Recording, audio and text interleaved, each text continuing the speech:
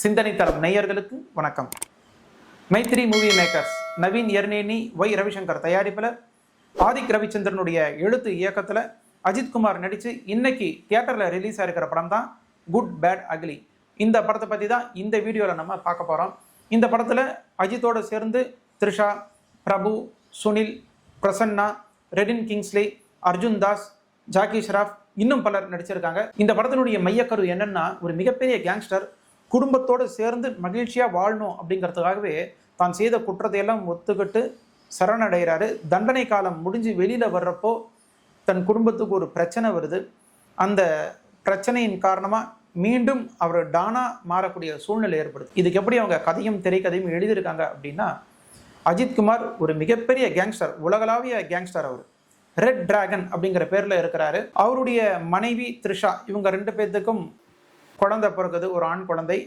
அப்போது மனைவி சொல்கிறாங்க, நாம் குடும்பத்தோட சந்தோஷமாக வாழணும் அப்படின்னா, நிம்மதியாக வாழணும் அப்படின்னா, நீ குற்றத்தை எல்லாம் ஒத்துக்கிட்டு போய் தண்டனை அனுபவி, நீ செய்த பாவத்தையெல்லாம் கழிச்சுட்டு வா, அப்போ நம்ம சந்தோஷமாக இருக்கலாம். ஸோ நீ குற்றம் அனுபவிச்சிட்டா பின்னாடி நம்ம குழந்தைக்கு எந்த பிரச்சனையும் இருக்காது அப்படின்னு சொல்கிறாங்க. இதை ஏற்றுக்கிட்டு அஜித்குமார் போலீஸ்கிட்ட சரணடைகிறாங்க. குழந்தைக்கு அவனுடைய 18 வயசில் அவன் முன்னாடி நான் தண்டனை அனுபவிச்சுட்டு ஒரு புது மனுஷனாக வரணும், அவனுக்கு எந்த தொந்தரவும் இருக்கக்கூடாது என்னுடைய வாழ்க்கையின் மூலமாக அப்படின்னு சொல்லி சரணடைகிறாரு. அதே மாதிரி 17 ஆண்டுகள் சிறை வாசத்திலே வாழ்க்கையை கழிக்கிறாரு. தன் மகனுடைய 18வது பர்த்டே அன்னைக்கு ஆசையாக மகனை பார்க்க வர்றப்போ மகன் கைதாகி உள்ளே போகிறான். அது ஒரு ட்ரக் கேஸு, அது ஜோடிக்கப்பட்ட கேஸ் அப்படின்னு தெரிய வருது. அவருடைய மனைவி சட்டப்பூர்வமான நடவடிக்கைலாம் எடுக்கிறாங்க. அது எதுவுமே சரிப்பட்டு வரலை. அப்போது தன் மகனை காப்பாற்றி ஆகணும் அப்படிங்கிறதுக்காகவே அஜித்குமார் மீண்டும் ரெட் டிராகனா கேங்ஸ்டரா மாறுறாரு.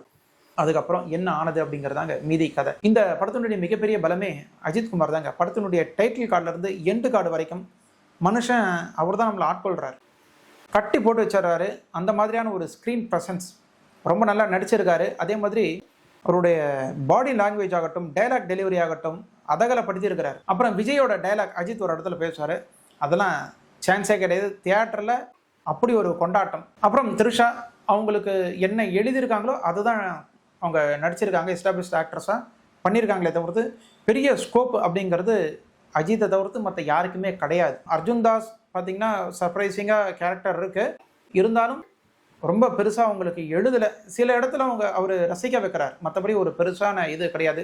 சுனில் கிளைமேக்ஸில் ஒரு சம்பவம் பண்ணுவார், அதெல்லாம் கொஞ்சம் நல்லாயிருக்கும். ரெடின் கிங்ஸ்லி சில இடத்துல காமெடி ஒர்க் அவுட் ஆகிருக்கு.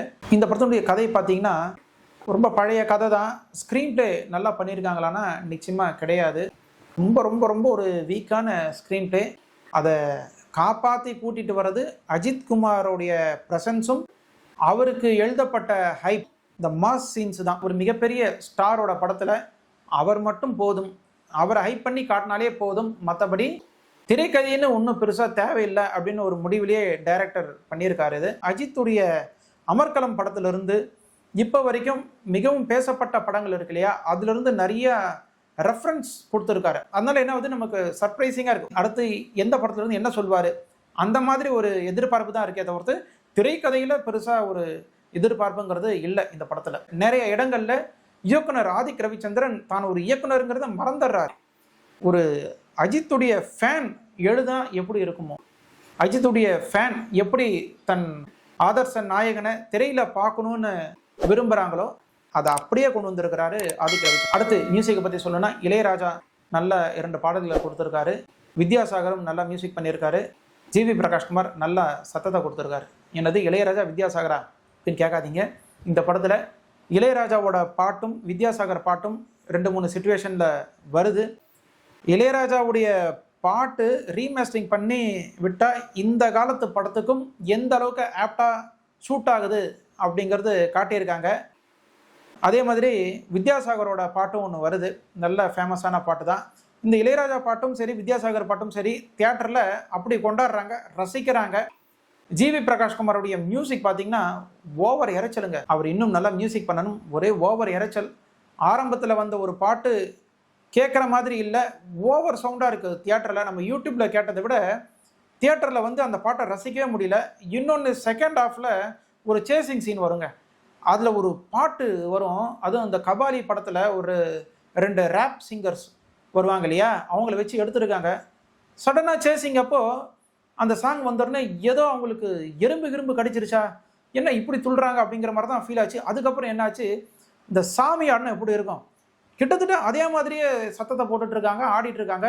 அந்த பாட்டு கொஞ்சம் கூட ரசிக்கவே முடியல. அதெல்லாம் ஒரு பாட்டுன்னே சொல்ல முடியாது. ஜிவி பிரகாஷ்குமாரோட மியூசிக்னு எதிர்பார்த்து போனால் நிச்சயமாக ஏமாந்து போவீங்க. அடுத்து விஜய் வேலுக்குட்டியோட எடிட்டிங் ரொம்ப நல்லா பண்ணியிருக்காரு.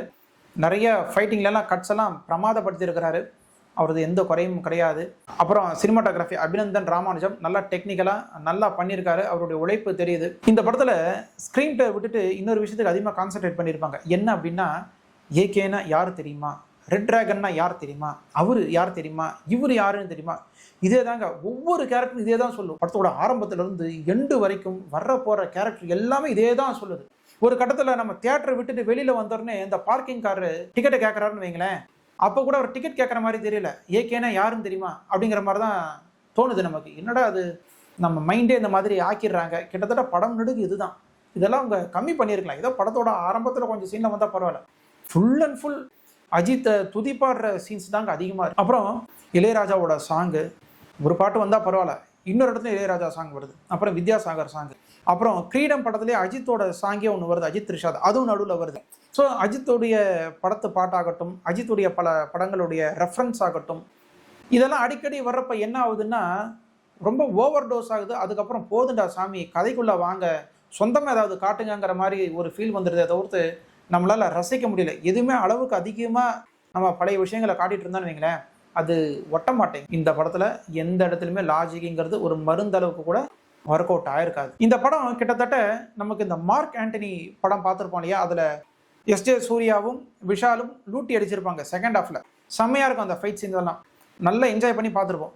கிட்டத்தட்ட அந்த செகண்ட் ஹாஃபோடைய எக்ஸ்டெண்டட் வெர்ஷன் பார்த்தா எப்படி இருக்குமோ கிட்டத்தட்ட அந்த மாதிரியான ஒரு ஃபீல் தான் இந்த குட் பேட் அக்லி நமக்கு கொடுக்குது. இந்த படம் யாருக்கான படம் அப்படின்னு பார்த்தீங்கன்னா, நீங்கள் ஒரு டை ஹார்ட் அஜித்குமாருடைய ரசிகர் அப்படின்னா மட்டும்தான் இந்த படத்தை உங்களால் ரசிக்க முடியும். அதாவது அஜித்குமாரை நீங்கள் எந்த அளவுக்கு லவ் பண்ணுறீங்களோ, அப்படி என்ன பண்ணாலும் எனக்கு ஓகேங்க அப்படின்னு நினைக்கிறவங்க அப்படின்னா தாராளமாக இந்த படத்தை போய் நீங்கள் என்ஜாய் பண்ணி பார்க்கலாம். மற்றபடி நீங்கள் ஒரு வெகுஜன சினிமா ரசிகராக இருந்தீங்கன்னா இது ஒரு சராசரியான படம் தான்.